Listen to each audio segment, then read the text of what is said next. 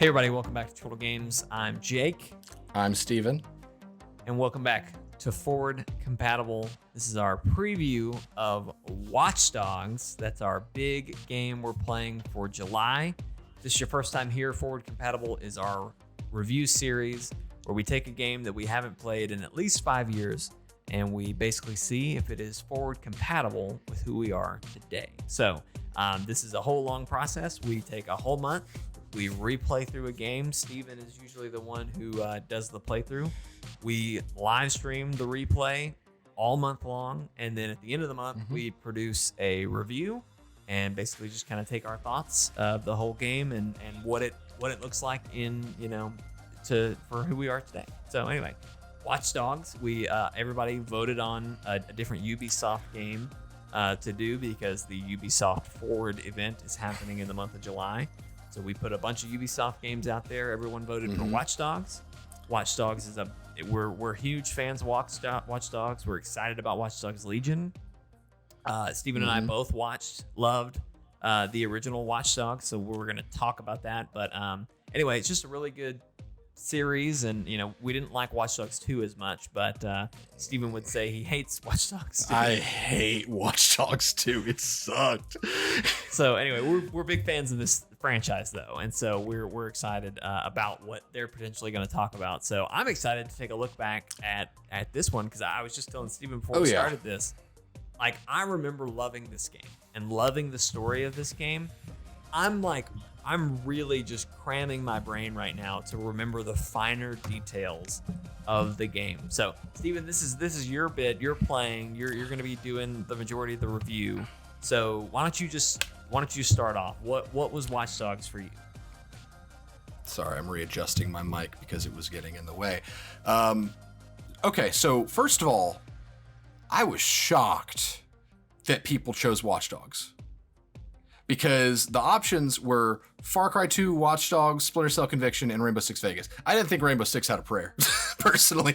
But the fact that people chose Watch Dogs over Far Cry 2 is really interesting because the way I remember this game going about was that I loved it, personally. But the world met it with the resounding, like, they just didn't seem to care. Well, and so not to derail you, but the interesting thing about this game to me, I discovered Watch Dogs like a month before the game came out. Like the first trailer I ever saw was a month before it came out. And I was like, what the heck is this game? I have to play this. Like, when is this coming out? Wow. And I remember I watched YouTube video after YouTube video of the same like gameplay demo that they had shown at some point. And I just rewatched it and was like, man, this is going to be such a fun game. But I think most people who had their ear to the ground about this and knew about it, they had seen years and years of teasers and to really put that in perspective for you. The game takes place in 2012. It came out in 2014. That's how delayed it got. Exactly. Yeah, had major delays. It overpromised, right, on what they originally wanted. Or like they originally showed more than ever came to the game, right? The big controversy, if I remember right, was a visual downgrade, which this was the game where people started to notice that was happening, to where they would show something at E3 and everybody was like, "Oh man, wow, that looks great." And then it would release and it wouldn't look quite as good. In fact, Watch Dogs is where Ubisoft's reputation for like the following 5 years or so would begin. Because they were like, at the end of their E3 press conference, they were just like, we've got one more thing to show you. And they would just mic drop this thing no one had heard of. And everybody would be like, what was that? That looks amazing. Rainbow Six Siege was a mic drop for them. The Division was a mic drop for them. Like they had so many of those big like last minute things, and it all started with Watch Dogs because it made such a good impression when it was first shown. And I think the biggest flaw, if I remember right, because again, I loved it. I played through the story twice. That's how much I loved it. But the biggest problem that it had was false perception. Because I remember, for whatever reason, you'd have these YouTube videos that would come out that were just like Watch Dogs Chicago map size compared to GTA 5 Los Santos map size or something, and everyone thought that Watch Dogs was a GTA killer, an answer to GTA, and that is not at all what it's supposed to be. It just happens to be similar to where it takes place in an open world city where you drive cars. That's where the similarity stops. And I think there was just such a false perception of, oh yeah, this will be just like Grand Theft Auto, when tonally it was not at all Grand Theft Auto. Nope. And it wasn't even like it wasn't even trying to mimic it beyond just those very surface level superficial things. Couple that with it had a terrible PC launch. This is where the reputation for Ubisoft for me began, where it was like, if you're going to play a Ubisoft game, just get it on console. They don't know how to launch. And now it's flipped to where they develop for PC. But back then it was just like, man. And so people would see glitch compilations of Watch Dogs, but it was recorded on a PC, whereas on console, 2 playthroughs of the story. The year it came out, never one glitch. Not a single one. Dang. See, yeah, I had a great... I'm trying to, we always talk about, what do you remember liking? What do you remember not liking? Like, I don't remember any glitches or any issues or anything that I can't think of what I didn't like. And again, I like I said before, I haven't thought about this game in so long. I mean, if I could say anything, it would just be that once you've unlocked all the hacking abilities, like, I kept wishing there was more, or that there was something to do. Like when Watch Dogs 2 added the little RC car and the drone, when I saw those features, I was like, this is what that game was missing. This is what Watch Dogs 1 was missing, was some little device that you could use to get, to really take your hacking to the next level. But that's the only thing I really remember not liking, if we wanted to jump into that. What was so interesting about that, because I agree, like I'm trying to think about it, and I can't think of things that I didn't really love. The story, I feel like, was kind of predictable. It was a story of Watch Dogs, yeah. It was a story of revenge, but it did a good job with what it had. Because with a game that does what Watch Dogs was trying to do, Ubisoft used to really excel at this. Usually when you get a game that's a first attempt, it bombs. Like you sit there and you're just like, maybe not usually, but very often, you're just like, man, I can't wait to see what 2 does, to where it expands on this stuff that this game just sucked at. But I feel like Watch Dogs didn't really suck at anything. Like it was introducing the concept of using the city as your superpower. You were basically a vigilante superhero, and the city was your power, which is a really cool concept. And I think they did a great job at introducing that idea. The story was a little bit predictable, and it was kind of, I don't want to say bland, but it came off as kind of something that we had seen before, just on the surface. But I do feel like a lot of the beats were well executed. People talking more about how people felt about it, but I guess I'm including how I felt about it, so it checks out. But people thought Aiden Pierce was the most dull character on the planet, and I disagreed. Like he wasn't. Who's a good example? He wasn't Cade. He wasn't Cade from Destiny. He wasn't he wasn't Nathan Drake. There's your example. Nathan Drake changed every protagonist when he came out. He set a new bar. He did, because everybody wants your character to tell jokes and to be relatable and witty, and goofy. They want to laugh and everything. And Aiden, that's not his style. That's not who he is. He was angry and focused. He was angry, focused, and broken. And I'm glad you used the word focused, because that's a great way to describe him, because he was one of those people that even in his narration, I talk a lot about Remedy and the way they do narration and how it fits the tone of their characters. Alan Wake sounds like a writer when he narrates. Max Payne sounds like a drunk detective. Like, but Aiden it sounded like he was literally writing his like notes. Like it was very matter of fact, very just like, this is what happened. This is what I'm gonna do. And people are just like, wow, that's so boring. But it's like, if they're gonna make a character that's like that, that's true to the character. And again, because I have to say it every time, haven't played this game in 6 years. Right.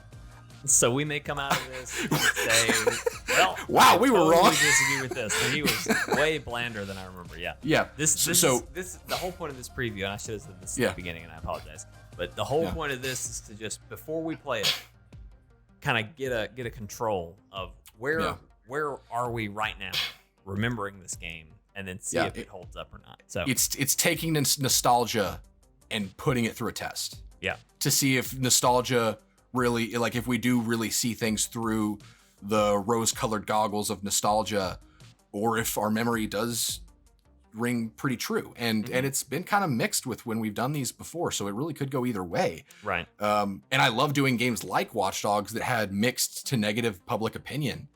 I love and hate doing them. I love playing them. I hate writing scripts for them because I'm terrified of just like pushing buttons. Right. But it's interesting to me getting to see like me as a person, because I always have this fear of like, am I just wanting them to be wrong, or am I seeing something they don't see? There's always that tug for me internally. So like now I get to go in clean slate, kind of a more objective point of view. Subjective, objective, sure. To where I can just experience it again without seeing, oh, Watch Dogs is a bad game. Because often I tend to play devil's advocate and just be like, okay, but have you considered this? Because in any situation, I try to be on the side of context and rational thinking. So it's nice for me to be able to revisit these games during a time where people are talking about the Watch Dogs franchise again, because it has been confirmed Legion will be talked about at Ubisoft Forward. So we get to start talking about Watch Dogs again, but we get to take this time to look at the beginning and see how it is. Did you have any other questions for me? So something we haven't talked about is the gameplay. You know, we've kind of set up what the world is and all that, but how do you remember the gameplay being and feeling? I remember the gameplay being fine. I at the time, I remember thinking, like you said, I wish I could do a little bit more with the hacking, but the hacking was such a valuable tool that I used like constantly. Right. To where it's kind of like the Alan Wake situation. I can't believe I'm using Alan Wake twice in this preview, but in Alan Wake, you need the light, but the gun is how you finish the job. In Watch Dogs, the phone and the city are kind of your light. Yeah. Like that's your primary weapon. You just need to finish the job with a gun. That's how I remember feeling a lot of the time. And I like that, although it could have gone more, and that's something they did expand on in Watch Dogs 2, where you could go a mission without killing anybody, and you could just basically do an entire mission without even entering the room. There's not as much of that in this game, because it definitely is them testing that concept, but I think all in all, they did a pretty good job. Now, I want to backtrack there before we get too much further, because I played the game, and maybe I'm mixing the two, but I think you had a stun gun with Aiden too, right? You had his baton. I don't remember a stun gun, and if there was one, I wouldn't be surprised, because I probably would have been like, nah, I don't need that garbage. Give me the D50. Give me the Desert Eagle. See, so that's what's funny. So I played the one of the things, and again, maybe I'm mixing the two, but one of the things I've always appreciated about Watch Dogs was that there was a non-lethal path, and they give you literally a stun gun. So like I could still fight and defend, but when I played through, I hacked to just stop people, and then if they got too close, I stunned them.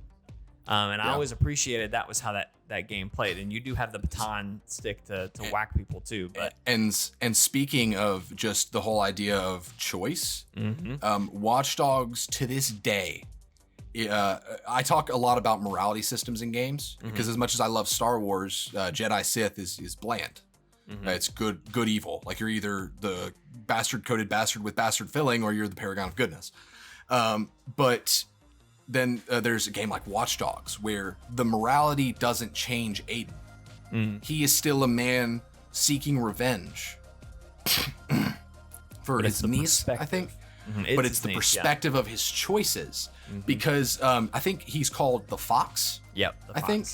And the whole time there's this whole thing where you are a known vigilante in Chicago, and you could the way you handle situations, if you kill cops, you get bad notoriety no matter what. So the cops become, in GTA, the cops are, you kill the cops. Like, that's what you do in GTA. Like, when they come after you, you're just like, oh, okay, well, here's my 3-barreled rocket launcher that I have for some reason because this game has 0 grounding whatsoever.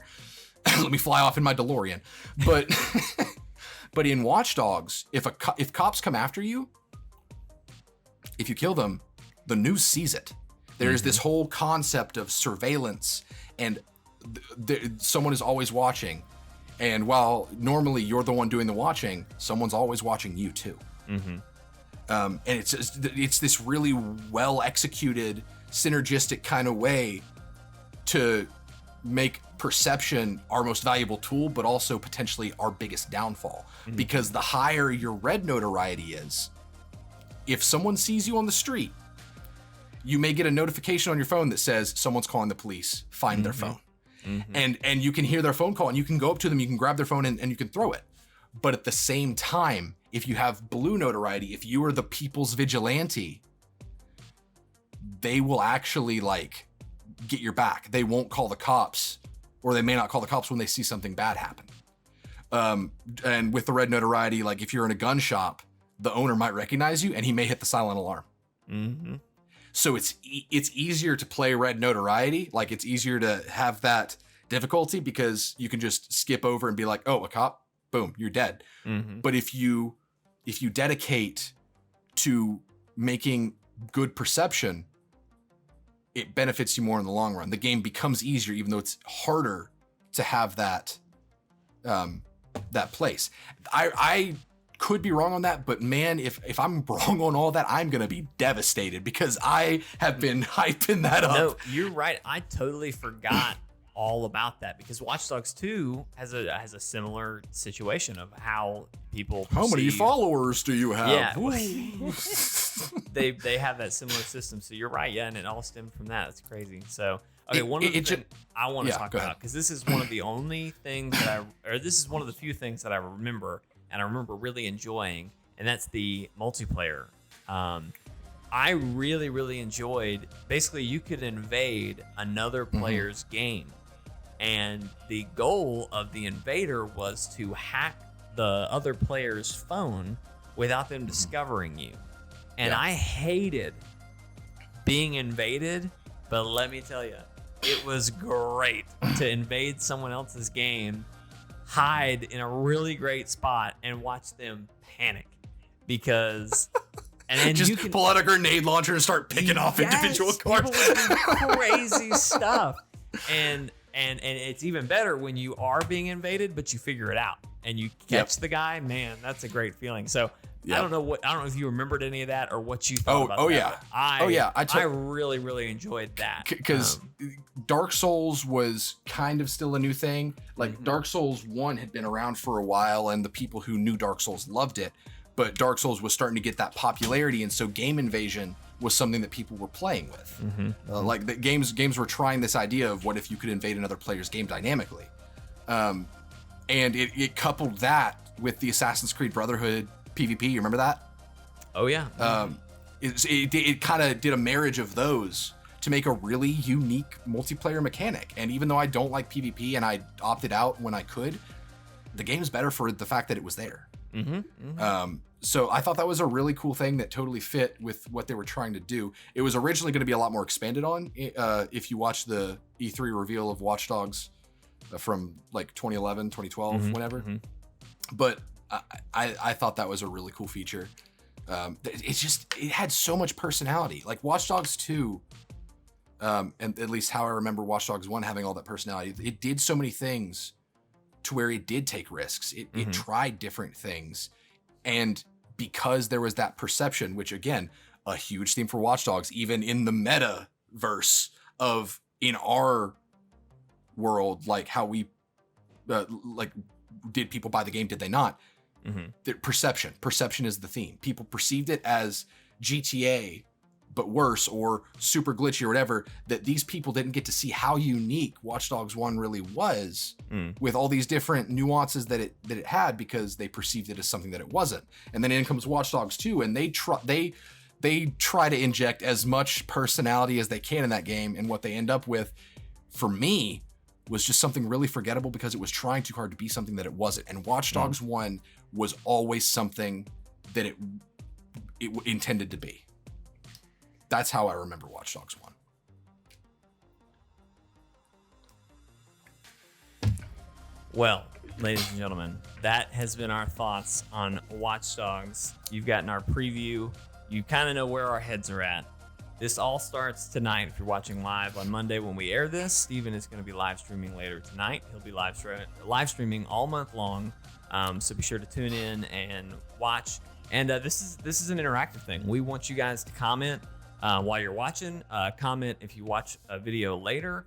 Let us know what your thoughts are. Let us know if you're watching it and thinking, man, golly, this looks way worse than I thought it did, or or man, they really didn't have that much hacking in this, or just whatever your thoughts are. Let us know, because we want to. We end up using that feedback as part of the review. So sometimes we'll, if we have a comment we really like, we'll might even mention you in that review. So one of our reviews had 2 comments from people who were just viewing the live stream.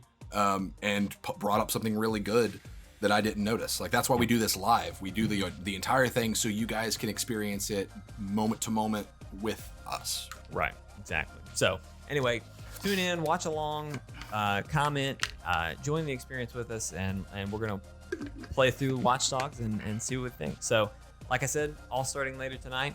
Be sure to tune in. Other than that, see you next time. Bye. Bye.